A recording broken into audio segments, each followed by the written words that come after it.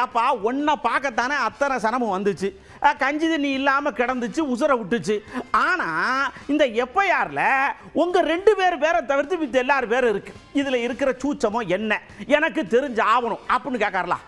நான் தானே விஜய், நான் வர்றதுனால தானே கூட்டம்.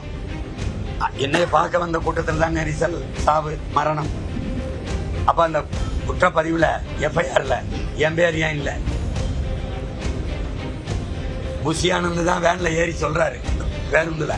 இப்போ அவர் அந்த இடத்துல இருக்காரு. அவர் இவர் யார்? ஆதவர்ஜுனா இருக்காரு. அந்த ஆதவர்ஜுனா பேருந்து எஃப்ஐஆரில் இல்லையே. குற்றம் யாரால நிகழுது? நான் கேட்கறது, இப்போ நான் சிபிஐ ஆஃபீஸரு, நான் கேட்குற குற்றம் யாரால நிகழுது? யாரால நிகழுது? யாரு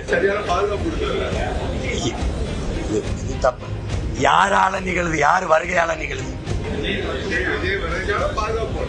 அது பேசக்கூடாது. வந்தது பாதுகாப்பு போடலைன்னா வண்டியில ஏறினவன என்ன சொல்றீங்க?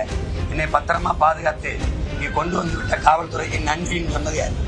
ஒரு குற்றம் நிகழுது, அந்த குற்றத்திற்கு முதன்மையான காரணி யார்? நான் வரலைன்னா கூட்டம் இல்லை, என்னை பார்க்க வந்ததுனாலதான் கூட்டம். அப்ப யார் காரணம்? அப்ப காரணமானவரையே இந்த வழக்கு விசாரிக்காதுன்னா தம்பி, அப்ப விசாரணை எப்படி இருக்குன்னு பார்த்து